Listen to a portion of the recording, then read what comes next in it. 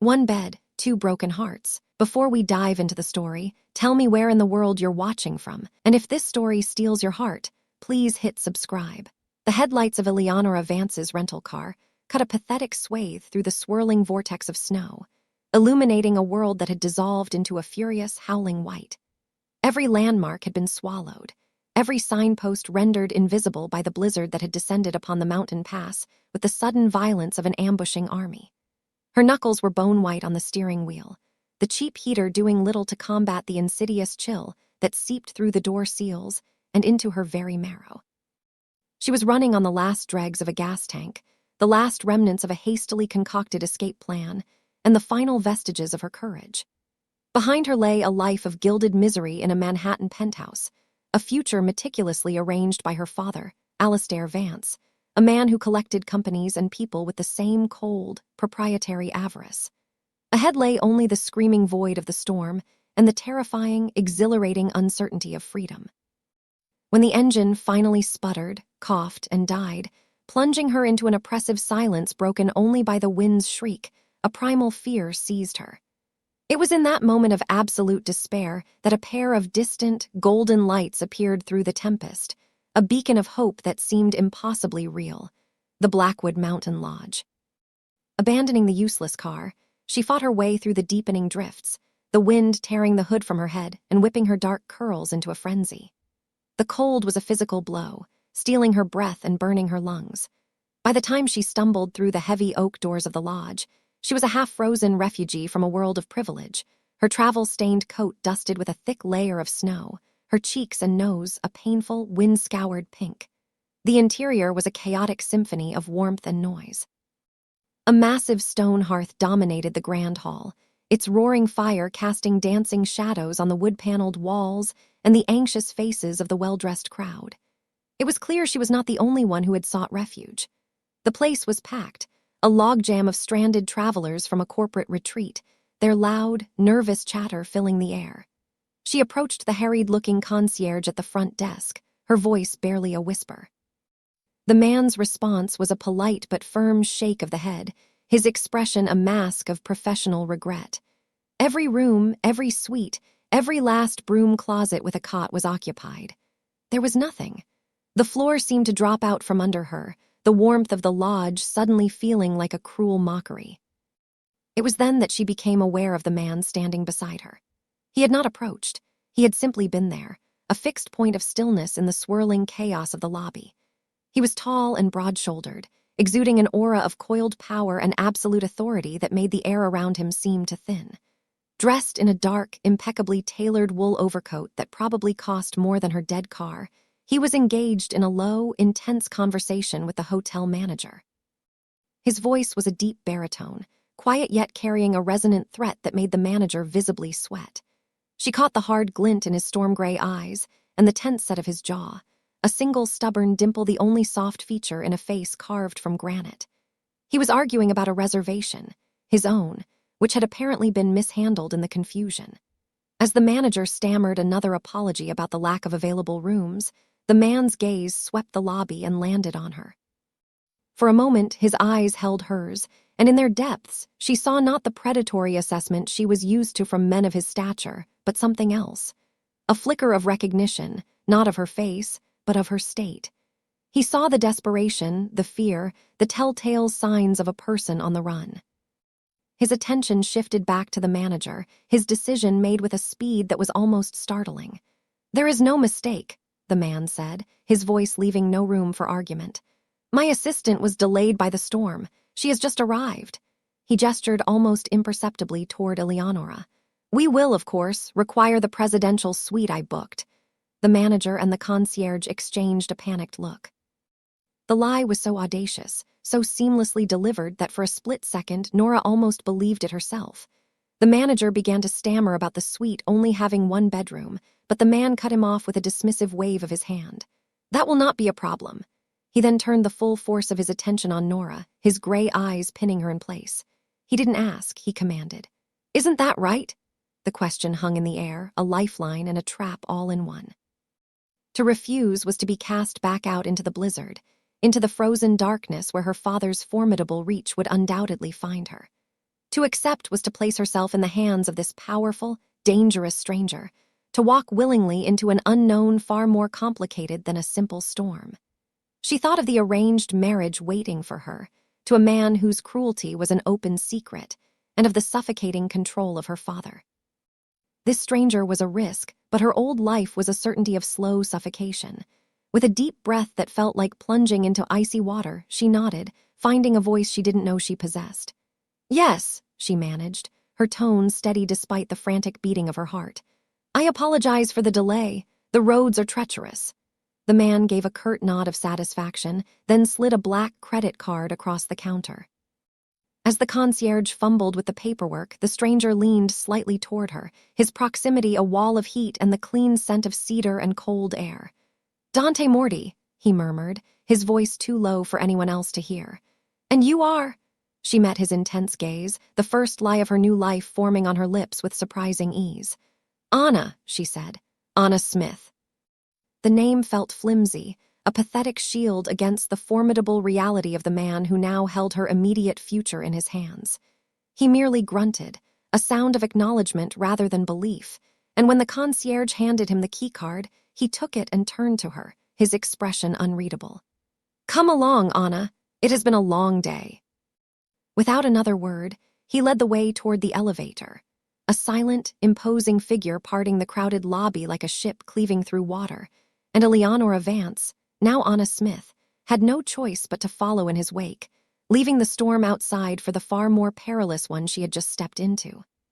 The heavy silence in the elevator was a living thing, filled with unspoken questions and the palpable tension of their bizarre arrangement. The suite was on the top floor, and as they ascended, Nora clutched the strap of her single, hastily packed bag, her mind racing. Dante Morty. The name echoed in her memory, vaguely familiar from the periphery of her father's world, associated with whispers of corporate warfare, ruthless takeovers, and a family with a shadowed, formidable history that stretched back to the old country. He was not just a wealthy businessman, he was something more, something dangerous. She had run from one gilded cage straight into the den of a lion. When the elevator doors opened into a private vestibule, he used the keycard and pushed open a set of double doors, revealing a suite that was more like a luxury apartment. A vast living area was dominated by a fireplace where embers glowed softly, and floor-to-ceiling windows showcased a terrifying and beautiful panorama of the raging blizzard. Beyond the living area, through a wide archway, she could see a single, enormous king-sized bed, its crisp white duvet looking both impossibly inviting and deeply intimidating. One bed. The reality of her impulsive decision settled in her stomach like a stone. Dante gestured toward the space with a sweep of his hand, his face a mask of cool indifference that did nothing to hide the calculating intelligence in his eyes. He walked over to a wet bar, his movements economical and precise, and poured 2 fingers of amber liquid into a heavy crystal glass. He didn't offer her one. He simply stood there, watching her, the silence stretching until it was taut with her own ragged nerves. "You can drop the act now, Anna Smith," he said finally, his voice a low rumble that vibrated through the quiet room. "I don't care who you are or what you're running from. Not yet.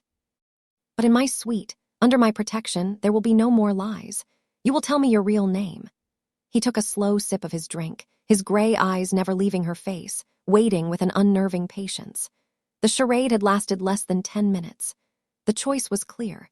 She could cling to her pathetic, transparent lie and risk his anger, or she could offer a sliver of trust to the dangerous man who had just saved her from freezing to death, hoping it wouldn't be turned against her like a knife. Eleonora met Dante Morty's unyielding gaze, the flimsy pseudonym of Anna Smith, dissolving on her tongue before she could even think to repeat it. His demand was not a request. It was a statement of terms, the first rule in a game she didn't understand. The sheer force of his personality was a physical pressure in the opulent silence of the suite, a silent assertion of dominance that was as much a part of him as his height and the breadth of his shoulders. She lowered her bag to the floor, the soft thud sounding unnaturally loud. Her throat was dry, but she forced the words out, her voice steadier than she felt. "Eleonora Vance!" She watched his face for any sign of recognition, any flicker that might betray a connection to her father's vast and venomous corporate web, but his expression remained impassive, carved from stone. The only movement was the subtle tightening of his grip on the crystal tumbler, the slight flex of powerful knuckles. He gave a slow, deliberate nod, the motion conveying not surprise but a simple confirmation of a fact he had already surmised. He knew she was no Anna Smith.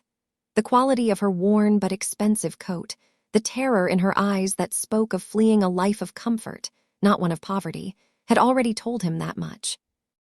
"All right, Eleonora Vance," he said, the syllables of her name sounding strange and formal in his deep voice.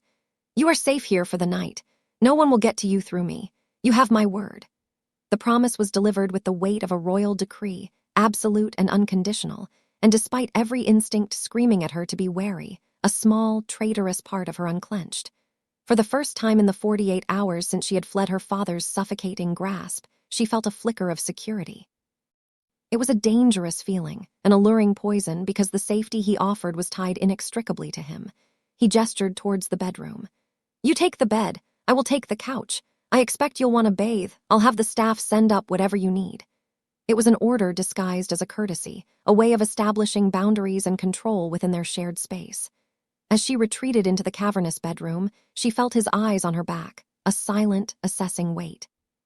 The bathroom was a study in marble and chrome, larger than her first apartment.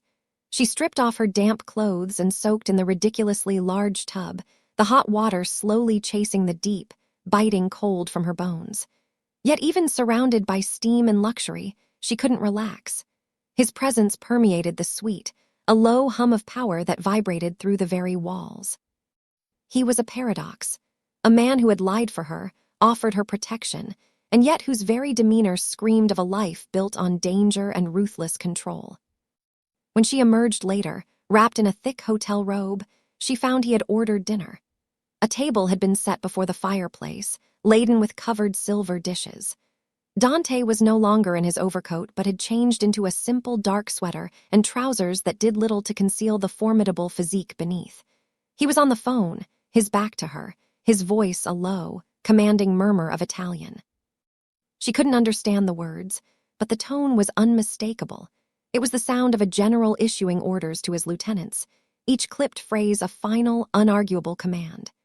He ended the call and turned, his gaze sweeping over her, lingering for a fraction of a second too long on the 5 of the robe where her skin was flushed from the bath. The air crackled with a sudden, sharp awareness, a silent acknowledgement of their forced intimacy. They ate in a tense, charged silence, the only sounds the crackle of the fire and the howl of the blizzard against the panoramic windows. The food was exquisite, but Nora barely tasted it. She was too aware of him, of the way he moved, the intensity of his focus even when performing a simple act like cutting his steak. He was not a man who did anything by halves. He consumed his meal, his wine, the very air around him, with a focused, predatory stillness. "Your father is Alistair Vance of Vance Holdings," he stated, breaking the silence. It wasn't a question. "He is a man who does not like to lose his possessions."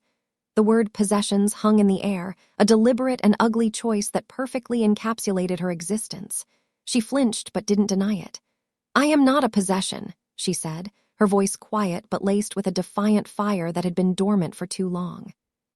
A corner of his mouth lifted in a ghost of a smile, a humorless expression that didn't reach his storm-gray eyes. "To him, you are," he countered. "You are a merger, a contract, a jewel in his crown. That is the only language men like him understand." There was a bitterness in his tone, a personal venom that made her look at him more closely. He wasn't just making an observation, he was speaking from experience. This realization was a subtle shift in the dynamic between them, a hint of a shared battlefield, if not a shared cause. As the evening wore on, the temptation to learn more about him, to understand the man who had so easily taken control of her situation, grew stronger. She found herself watching the play of the firelight on his severe profile, the way he would unconsciously twist the heavy signet ring on his finger when lost in thought. His world of power and danger was terrifying, but it was also undeniably compelling. It was a world of consequence, a stark contrast to the hollow, performative reality she had escaped. He was a man who shaped his own destiny, whereas she had spent her life having hers dictated to her. When it was finally time to sleep, the single bed in the next room loomed large in their minds. He made no move towards the couch, instead walking to the vast window to stare out at the storm, his broad back a formidable silhouette against the swirling white. "My men are in the lodge," he said, his voice a low rumble. "They were stranded here with me. They will be watching the entrances. You have nothing to fear tonight, Eleonora." The use of her full name was deliberate, a reminder that their pretense of anonymity was over. She retreated to the bedroom, the unspoken tension a thick blanket in the air. She slid between the cool, high-thread-count sheets of the enormous bed, but sleep was a distant country. She could hear him moving in the other room, the soft clink of a glass, the rustle of cushions on the sofa. She was acutely aware of his presence just a few yards away, a powerful, enigmatic protector who was himself a source of a different kind of danger. Hours later, she was still awake, her mind replaying the day's events. The silence from the outer room had been absolute for some time. She imagined him asleep on the couch, a man of his size and stature confined to a space clearly not meant for him, all for the sake of a stranger. The gesture was one of archaic chivalry, a stark contradiction to the ruthless aura he projected. It was this paradox that drew her in, this hint of a code, of a core of something unexpectedly honorable buried deep beneath the granite exterior. Lying there in the dark, listening to the storm, she felt the first, treacherous stirrings of attraction, a magnetic pull towards the very danger she should have been fleeing. The morning light was a pale, diffused gray, filtering through the windows to reveal a world buried in white. The blizzard had broken, leaving behind a pristine, silent landscape of immense snowdrifts and trees heavy with ice. The quiet of the suite was profound, a stark contrast to the chaos of the previous night. Nora awoke feeling a sense of disorientation, the luxurious softness of the bed at odds with the frantic uncertainty of her life. The memory of Dante Morty sleeping on the couch just beyond the door sent a complicated warmth through her. She slipped out of bed and, padding softly to the archway, saw him still there. He was not a peaceful sleeper. He lay on his back, one arm flung over his eyes, the other resting on his chest. The plush sofa was ridiculously small for his large frame, his feet hanging off the end. In sleep, the hard lines of his face seemed to soften, and for a moment he looked younger, almost vulnerable. But then his brow furrowed, his jaw tightened, and a low sound escaped his lips, a murmur of protest against some unseen enemy in a dream. The illusion of vulnerability vanished, replaced by the stark reminder that this man was forged in conflict. She retreated before he could wake, turning on the large television in the living area for a semblance of normalcy, keeping the volume low. She was scanning through the channels when a local news broadcast caught her attention. Her own face stared back at her from the screen, a polished, professional photograph taken at a charity gala last year. The headline beneath it read, "Prominent heiress Eleonora Vance missing, father fears foul play." Her blood ran cold. The reporter began to speak, detailing the story her father had so masterfully crafted for the public. He had painted a picture of a devoted daughter, mysteriously vanished, a possible victim of a brutal kidnapping. Alistair Vance himself appeared on screen, his face a perfect mask of paternal grief, his voice thick with feigned emotion as he offered a staggering multi-million-dollar reward for any information leading to her safe return. It was a masterstroke of manipulation. He wasn't just searching for her, he was turning the entire country into his own private detective agency, making it impossible for her to go anywhere or trust anyone. Panic clawed at her throat. His reach was infinite. So the dutiful daughter stages a dramatic escape. Dante's voice, low and laced with a new, dangerous edge, came from directly behind her. She spun around to find him standing there, fully awake and alert, his gray eyes fixed on the television screen where her father's duplicitous performance was playing out. He had seen everything. The final piece of the puzzle had just clicked into place for him. "Your father is my enemy," he said, his voice flat and devoid of emotion. "And you, Eleonora Vance, are his greatest weakness." She braced herself for the anger, for the accusation of being a Trojan horse, a spy sent to infiltrate his life. She expected him to throw her out, to wash his hands of the liability she had become. But he did none of those things. Instead, he walked past her to the bar, moving with a controlled, deliberate grace.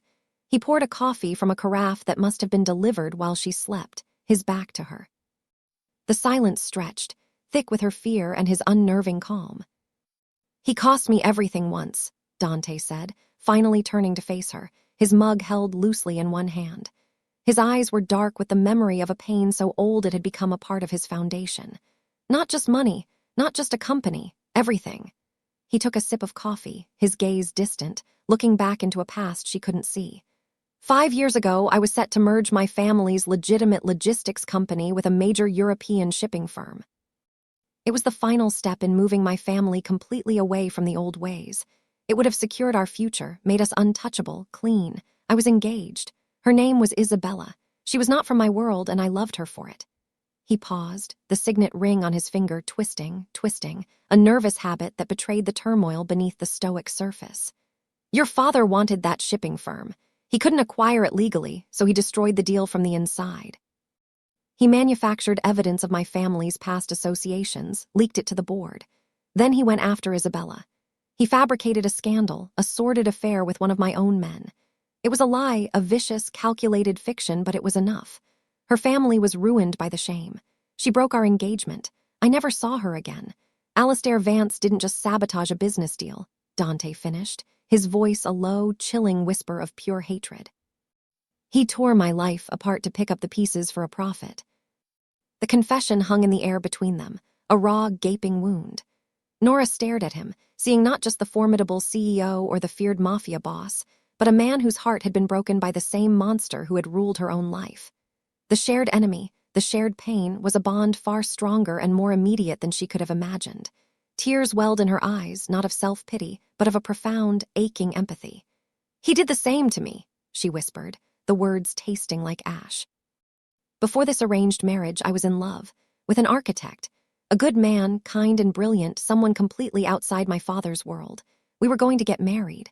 My father pretended to approve, even offered to mentor him to fund his first major project." She wrapped her arms around herself, the memory still sharp enough to cut. "Then, a week before the wedding, my fiancé was arrested, accused of fraud, of using substandard materials in a city project, of taking bribes. The evidence was overwhelming, all of it planted by my father's fixers. His career was destroyed, his reputation shattered. My father told me he'd make it all go away, but only if I ended it, if I promised to do as he said from then on.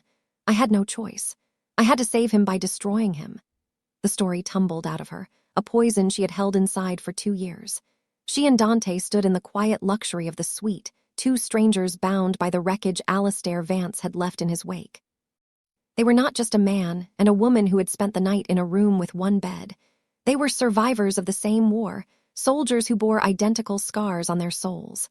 The wall of fear and mistrust between them didn't just crack, it crumbled into dust. In its place was a fragile, dangerous, and undeniable connection, forged in the fires of their shared past. The revelation of their shared history transformed the atmosphere in the suite. The space, which had felt like a gilded cage, now seemed like a sanctuary, a fortified bunker where two wounded soldiers could finally lower their weapons. The raw vulnerability Dante had shown her, stripping away the layers of his formidable persona to reveal the scarred man beneath, was a more intimate act than any physical touch. It was an invitation, a gesture of trust that she felt compelled to reciprocate. She had spent her entire life surrounded by people who saw her as a Vance, a commodity. But in that moment, Dante Morty saw her simply as an ally, a fellow survivor. The charged tension that had crackled between them since her arrival shifted, deepening into something more potent and elemental. It was no longer just the friction of a man and a woman in forced proximity. It was the magnetic pull of two people who understood the precise shape of each other's pain. They spent the day marooned by the snow, but for the first time, Nora didn't feel trapped. They talked for hours, sharing the details of Alistair Vance's betrayals, fitting together the jagged pieces of their pasts to form a single, grim mosaic of his cruelty.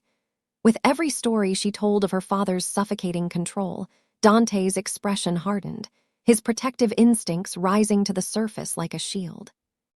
As dusk began to settle, painting the snow-covered landscape in hues of lavender and gray, the conversation dwindled, replaced by a comfortable silence.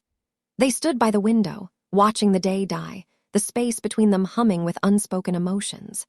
He turned to her, his storm-gray eyes searching her face, and he reached out, his touch gentle as he brushed a stray curl from her cheek.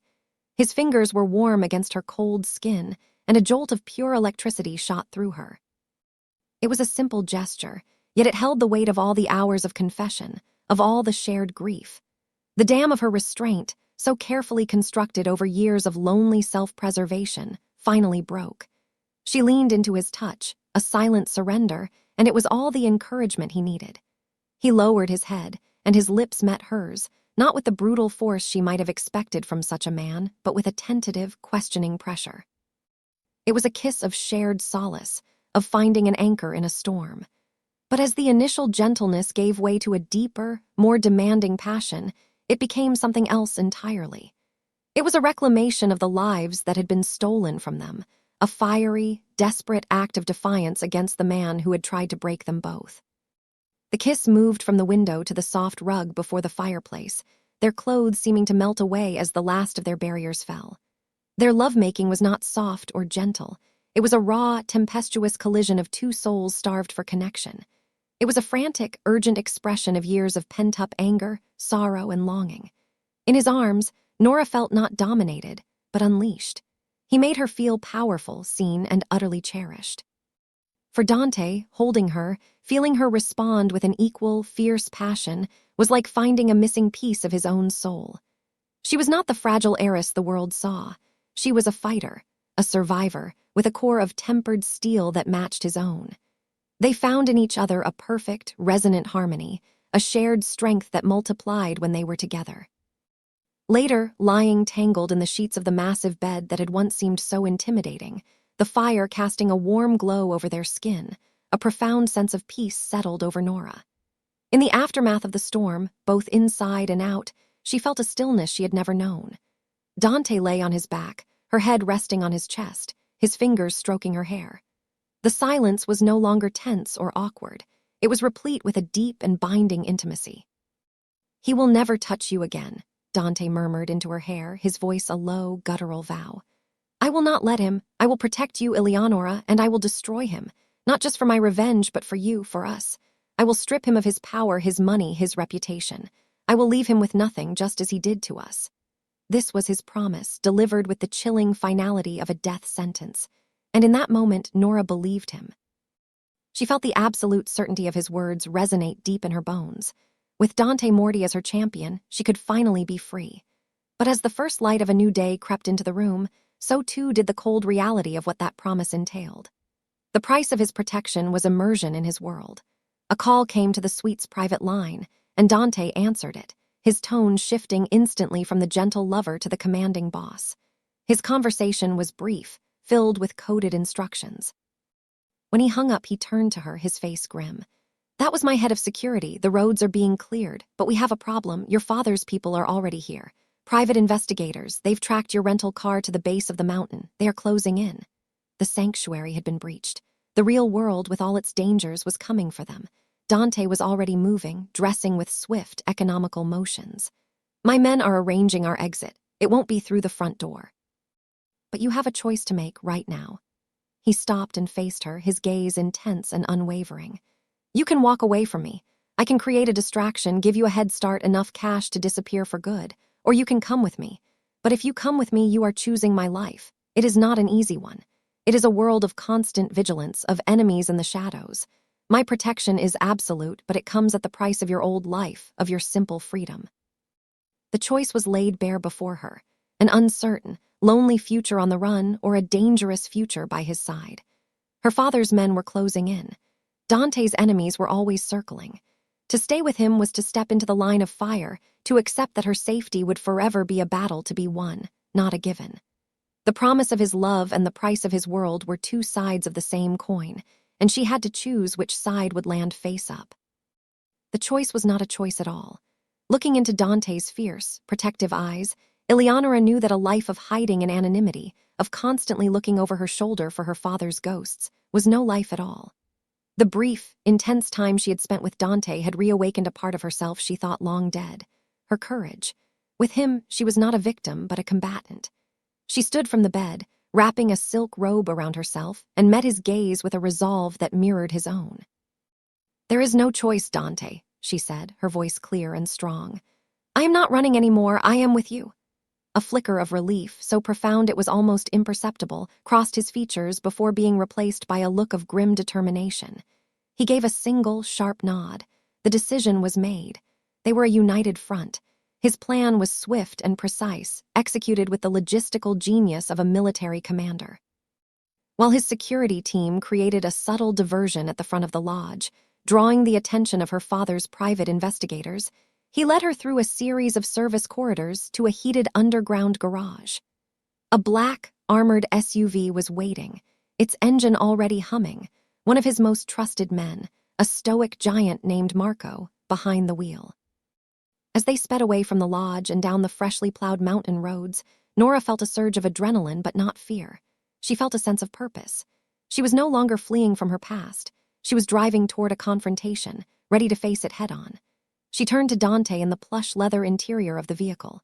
"My father believes his greatest strength is his power and his money," she began, her mind working with a clarity she hadn't felt in years. "But his greatest weakness is his arrogance. He believes he's untouchable, that he's covered all his tracks. He's wrong." For the past 2 years, ever since he had destroyed her first love, Nora had not been idle. While playing the part of the dutiful, broken daughter, she had been quietly observing, listening, and compiling. From overheard conversations, carelessly left documents, and a deep dive into the encrypted servers of his company, a skill she had secretly taught herself, she had amassed a veritable arsenal of her father's illegal dealings. "He runs a shadow ledger," she explained, her voice low and urgent. "Ghost accounts, illegal offshore transfers, bribes to politicians, evidence of the corporate espionage he used against you and countless others. I have it all. I have account numbers, transaction records, encrypted files. I made copies of everything." Dante looked at her, a new and profound respect dawning in his eyes. He had seen her as a survivor, a beautiful woman he needed to protect. But now he saw her as a queen on the chessboard, a strategic player with the power to deliver the checkmate. The final confrontation did not take place in a boardroom or a bloody alleyway. It took place on their terms. Using Dante's formidable resources, they arranged a meeting. Alistair Vance, believing he had cornered his wayward daughter and her new paramour, arrived at a secluded penthouse office in the city, flanked by his security. He strode in, his face a mask of cold fury, expecting to find a frightened girl he could drag back to her cage. Instead, he found Eleonora standing beside Dante Morty, the two of them presenting a united and unbreakable wall of defiance. Alistair's eyes narrowed, spitting venom at Dante. "Morty, I should have known you'd be sniffing around my scraps. Let my daughter go, and I might consider letting your pathetic company survive another year." Dante merely smiled, a cold, predatory expression that promised violence without a single overt threat. "She is not your daughter anymore, Vance. She is my partner. And we are here to discuss the terms of your surrender." It was Nora who delivered the killing blow. She calmly slid a single file across the vast mahogany table. It contained a printout of one of his most damning offshore accounts. "This is just a sample," she said, her voice devoid of the fear he had always relied on to control her. "The rest has been delivered to our lawyers, as well as to certain contacts at the Department of Justice and the Securities and Exchange Commission. By the time you walk out of this room, your assets will be frozen and your empire will begin to crumble. You have nothing left." Alistair Vance stared at the paper, then at his daughter's face, his arrogance finally cracking to reveal the panicked, impotent man beneath. He saw not the child he had terrorized, but a woman who had outmaneuvered him completely, using his own tactics of meticulous, secret warfare against him. He was ruined, and he knew it. Dante's victory was absolute, achieved not with bullets but with information. He used the ensuing chaos of Vance's downfall to absorb his rival's key assets, consolidating his own power and cementing the legitimate future of the Morty Empire. He had not only exacted his revenge, but had also become more powerful than ever, with Nora as the architect of his greatest triumph. The story ended not with a wedding or a dramatic declaration, but in a quiet moment weeks later. They were in the living room of Dante's penthouse, a space that was the polar opposite of the cold, museum-like apartment she had grown up in. It was warm, lived in, and felt like home. A fire crackled in the hearth, reminiscent of the one at the lodge where their journey had begun. Dante came up behind her as she looked out at the city lights, wrapping his arms around her waist and pulling her back against his chest. They stood there in silence for a long time, two broken hearts that had, against all odds, found a way to heal by fitting their jagged pieces together. "We did it," she whispered, leaning her head back against his shoulder. "No," he murmured, his lips brushing her temple. "You did it. You saved us both." Their love was not a fairy tale. It was born of trauma and forged in conflict, built on a foundation of shared scars. But it was real and it was unshakable. They had faced their pasts and emerged not just as survivors, but as victors, ready to build a new future together, a shared empire of their own making. The storm was over, and in its wake, they had found their lasting peace, not in the absence of danger, but in the certainty that they would always face it together.